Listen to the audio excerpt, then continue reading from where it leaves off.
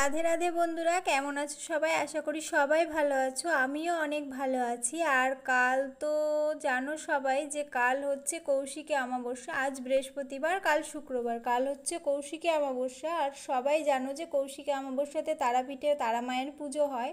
তো এই অমাবস্যাতে কিন্তু আমাদের বাড়ির তারা মায়েরও বাৎসরিক পুজো হয়। প্রত্যেক অমাবস্যাতে যদিও হয়, কিন্তু এই অমাবস্যাতে আর কি ঘট পাল্টানো হয়।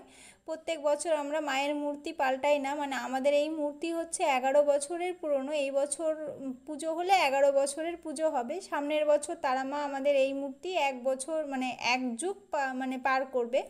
তো যাই হোক, সামনের বছরটা ইচ্ছে আছে অনেকই বড় করে করার। দেখা যাক, তারা মা যেরকম দেবে সেরকমই আর কি করব, যেরকম তার ইচ্ছে। তো মনে তো একটা ইচ্ছে থাকেই, তো সেরকমভাবে আর কি ইচ্ছে আছে সবারই যে সামনের বছরটা অনেক বড় করে ধুমধাম করে করার। তো দেখা যাক কতদূর কি করতে পারি না পারি। তো যাই হোক, এই বছরটা দেখো সবার সাথে আমি শেয়ার করব আমাদের বাড়িতে কীরকমভাবে কি পুজো হয় না হয়। তো আজকে চলে আসলাম আমি তারামাকে সাজাতে। তো মানে সুন্দর করে শাড়ি পরাবো আর গয়নাগাটি নতুন নতুন যেগুলো যা আনা হয়েছে সেগুলোই আর কি পরাবো। তো পুরো ভিডিওটা তোমরা স্কিপ না করে দেখতে থাকো, আশা করি তোমাদের অনেক বেশি ভালো লাগবে। তো দেখো, এবার সুন্দর করে আমি সমস্ত আগে যে শাড়ি তারপরে গয়নাগাটি যা পরানো ছিল সেগুলো খুলে নেব। তো দেখো, এবার খোলার পরে বোঝা যাচ্ছে যে তারা মায়ের মানে সাজটা বা ইয়েটা কতটা আর কি পুরনো হয়ে গেছে। মানে আগের যে মায়ের মূর্তির যে সমস্ত শাড়িগুলো ছিল সেগুলো কতটা পুরনো হয়ে গেছে সেটা বোঝা যাচ্ছে। তো দেখো, এবার সুন্দর করে আমি একটা শাড়ি পরাবো। আর এই শাড়িটা না সুমন্তদা দিয়েছিল, মানে আমার ছোট বৌদির দাদা কিছুদিন আগে এসেছিলো আমাদের বাড়িতে, তো তখন পাঠিয়েছিল। তো সেই শাড়িটাই আর কি এবার পরাবো। আর বান্টিকে ডেকে নিয়েছি, মানে আমাদের পাশের বাড়িতে একটা মেয়েকে ডেকে নিয়েছি। একার পক্ষে তো সম্ভব না, আর মায়েরও আজকে অনেক কাজ আছে, যেহেতু লোকজন আজকে বাড়িতে আসছে, সবাই মোটামুটি আমাদের বাড়ির লোকজন সবাই বাড়িতে আসবে।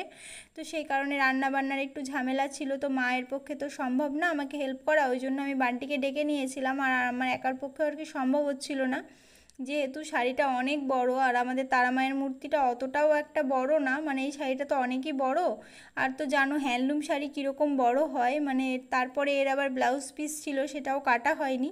ইচ্ছে করেই কাটিনি এক প্রকার, যাতে কুচিগুলো অনেক বেশি হয়, দেখতে বেশি ভালো লাগে।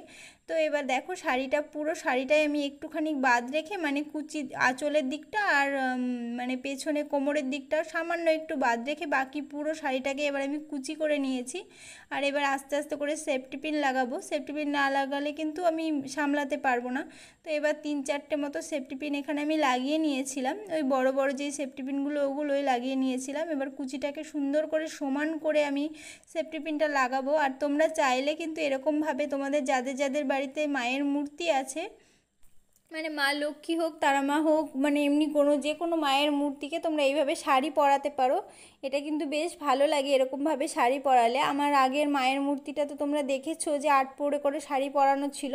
আজকে ভাবলাম সামনে আঁচল দিয়ে যেমনভাবে নতুন বউ শাড়ি পরে ঠিক ওরকমভাবে, মানে বিয়ের সাজে যেরকমভাবে আগে, এখন যদিও পরে না, আগেকার দিনে মানে আগে আর কি বিয়েতে এরমভাবে সামনে আঁচল দিয়ে শাড়ি পরতো, তো সেরকমভাবে ইচ্ছা আছে পরানোর। দেখা যাক কতদূর কি পারি না পারি।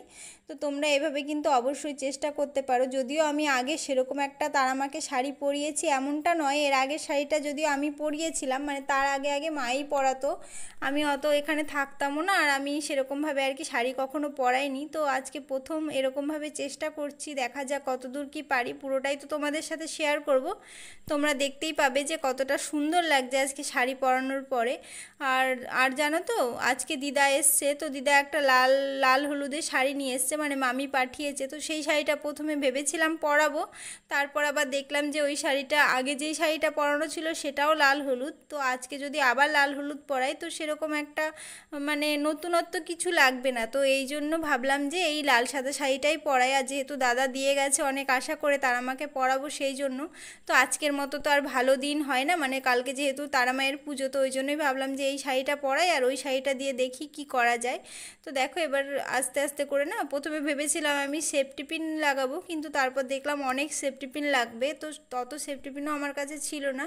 ওই জন্য ছুঁচ সুতো নিয়ে আসলাম। এবার ছোট্ট ছোট্ট করে সেলাই করে দেব। আর খুব একটা কিন্তু খারাপ লাগবে না, যেহেতু কুচির ভেতর দিয়ে আমি সেলাইটা করছি, আর না করলে কুচির ওপর দিয়ে করলেও খুব একটা খারাপ লাগতো না, কেননা মালা দিয়ে পুরো শাড়িটা কিন্তু ঢাকাই থাকবে। তো যাই হোক, দেখো এবার পুরো কুচিটাকে আমি ছড়িয়ে দিয়ে তারপরে সুন্দর করে আমি সেলাইটা করে দিলাম। আর এখানে না আমি বুঝতে পারছিলাম না আঁচলটা ঠিক কার সাথে পিন করব। দেখো মায়ের চুলটা পুরো সামনের দিকে, তো এখানে যদি কোনো শাড়ি বা কিছু থাকতো তো সেটার সাথে আমি পিনটা করে দিতে পারতাম। তারপরে না লাস্টে আমার বাধ্য হয়ে এরকম চুলের সাথেই করতে হলো, খারাপ লাগছিল, কিন্তু কিছু করার নেই, যেরকমভাবে আছে সেরকমভাবেই রাখতে হবে। আর চুলগুলো কোনোভাবেই আর কি পেছন দিকে দেওয়া যাচ্ছিল না। প্রথমে ভাবছিলাম যে পেছন দিক করে চুলটা দিয়ে তারপরে আমি এই শাড়িটা পরাবো, কিন্তু চুলগুলো আঠা দিয়ে লাগানো ছিল, একদমই পারছিলাম না। তারপর মাকে বললাম যে সব কিছুই কেনা হলো, মায়ের চুলটা যদি কিনতাম একদম নতুনই লাগতো, মানে সিল্কি টাইপের এখন চুল পাওয়া যায়, তো সেইগুলো কিনলে আর কি অনেকটাই বেশি সুন্দর লাগতো দেখতে। তো তারপর দেখো এবার আমি গয়নাগাটিগুলো আস্তে আস্তে করে পরিয়ে দেবো। মায়ের প্রথমে এই হারটা পরাচ্ছি। এই হারটা না 3-4 বছর আগে কেনা, মানে 2-3 বছর, 3-4 বছর না, 2 বছর এরকম আগে কেনা হয়েছিল। বেশ কিন্তু সুন্দর লাগে এই হারটা দেখতে, দেখো কতটা সুন্দর দেখতে। তো তারপরে এবার কোমর বিছেটাও আমি পরিয়ে দেব। মানে কোমর বিছেটা পরানোর পরে মাকে তো পুরো একদম নতুন বউয়ের সাজে লাগছিল। তারপরে একটা লাল রঙের, মানে সাদা আর লাল পুঁতিতে একটা মালা ছিল, সেটাও পরিয়ে দিলাম। এই মালাটা কিন্তু বেশ ভারী, দেখো। তো তারপর এবার পরানোর পরে আমি দিদা যেই শাড়িটা এনেছিল সেটা কি করব বুঝতে পারছিলাম না। তারপর এবার কুচি করে না পিছন দিকটাতে দিয়ে দিচ্ছিলাম। আমি দেখেছি শ্যামসুন্দরী মাকে এরমভাবে শাড়ি পরায়, আর কত ভালো লাগে দেখতে। যদিও আমি অতটা ভালো করে পারছিলাম না, কিন্তু খুব একটা বেশি খারাপ লাগছিল না। তারপর আমি পুরো কুচিটা ধরে আস্তে আস্তে করে সুন্দর করে সেলাই করে দিয়েছি। তো তারপর দেখো এবার যেই মালাগুলো আমি আগের দিন এনেছিলাম ওই মালাগুলো এবার মাকে